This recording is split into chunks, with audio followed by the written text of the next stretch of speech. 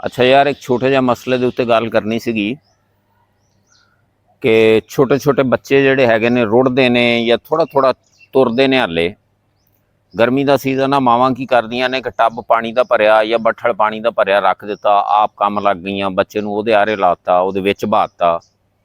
ਬੱਚਾ ਜਿਹੜਾ ਹੈਗਾ ਬੱਚਾ ਪਾਣੀ ਦੇ ਨਾਲ ਮਾਯੂਸ ਹੁੰਦਾ, ਹੱਥ ਮਾਰ ਕੇ ਖੇਡਦਾ, ਉਹ ਪਾਣੀ ਪੀਣ ਦੇ ਹਿਸਾਬ ਨਾਲ ਵੀ ਉਹਦੇ ਜਾਂਦਾ, ਉੱਥੇ ਉਹਨੂੰ ਉੱਥੋਂ ਆ ਜਾਂਦਾ। ਅਕਸਰ ਵਾਕਿਆਤ ਹੁੰਦੇ ਨੇ ਕਿ ਬੱਚੇ ਮਰ ਜਾਂਦੇ ਨੇ, ਜਿਹਦੇ ਵਿੱਚ ਕਦੇ ਵੀ ਬੱਚੇ ਨੂੰ ਇਕੱਲਿਆਂ ਨਾ ਛੱਡੋ।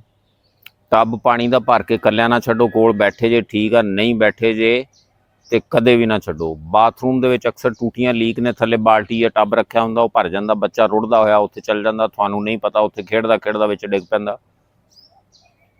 ਤੀਸਰੀ ਚੀਜ਼ ਇਹ ਆ ਕਿ ਅੱਜ ਕੱਲ੍ਹ ਸਵਿਮਿੰਗ ਪੂਲ ਚੱਲੇ ਛੋਟੇ ਛੋਟੇ, ਉਹ ਬੱਚਿਆਂ ਵਾਸਤੇ ਘਰਾਂ 'ਚ ਲੈ ਆਉਂਦੀਆਂ ਮਾਈਆਂ, ਲਿਆਣ ਕੇ ਪਾਣੀ ਨਾਲ ਭਰ ਲਿਆ, ਵਿੱਚ ਬੱਚੇ ਨੂੰ ਬਹਾਤਾ, ਆਪ ਕੰਮ ਲੱਗ ਗਈਆਂ ਵੀ ਬੱਚਾ ਖੇਡੀ ਜਾਂਦਾ। ਅੱਲਾ ਨਾ ਕਰੇ ਉਹ ਉਹਦੇ ਸਲਿੱਪ ਹੋ ਜਾਵੇ ਜਾਂ ਉਹਦੇ ਵਿੱਚੋਂ ਮੁੱਧਾ ਹੋ ਜਾਵੇ, ਸਿੱਧਾ ਨਾ ਹੋਇਆ ਜਾਵੇ।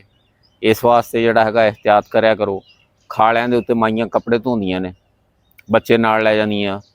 ਛੋਟੀ ਜੀ ਭੈਣ ਆ, ਛੋਟੀ ਜੀ ਉਹ ਆਪਦੀ ਭੈਣ ਨੂੰ ਖਿਡਾਉਣ ਡਈ ਆ, ਖਿਡਾਉਂਦਿਆਂ ਖਿਡਾਉਂਦਿਆਂ ਆਪ ਖਾਲੇ 'ਚ ਵੜ ਗਈ, ਬੱਚਾ ਰੁੜਦਾ ਹੋਇਆ ਉਹ ਵੀ ਖਾਲੇ 'ਚ ਜਾ ਵੜਿਆ।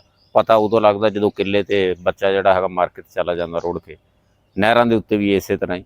ਮਕਸਦ ਇਹ ਹੈਗਾ ਵਾ ਵੀ ਇਹਤਿਆਤ ਕਰੋ ਜਿੰਨੀ ਜ਼ਿਆਦਾ ਹੋ ਸਕਦੀ ਹੈ। ਬੱਚਿਆਂ ਨੂੰ ਨਵਾਓ ਧਵਾਓ, ਸਾਰਾ ਕੁਛ ਕਰੋ, ਉਹਨਾਂ ਨੂੰ ਟਾਈਮ ਦਿਓ, ਲੇਕਿਨ ਆਪਦੀਆਂ ਨਜ਼ਰਾਂ ਦੇ ਵਿੱਚ ਟਾਈਮ ਦਿਓ, ਨਾ ਕਿ ਉਹਨੂੰ ਇਕੱਲਿਆਂ ਛੱਡੋ ਵੀ ਪਾਣੀ ਦਾ ਟੱਬ ਭਰ ਕੇ ਬਹਾਤਾ ਵਾ, ਚੱਲ ਖੇਡੀ ਜਾਂਦਾ। ਨਹੀਂ, ਇਹ ਕੰਮ ਨਾ ਕਰੋ।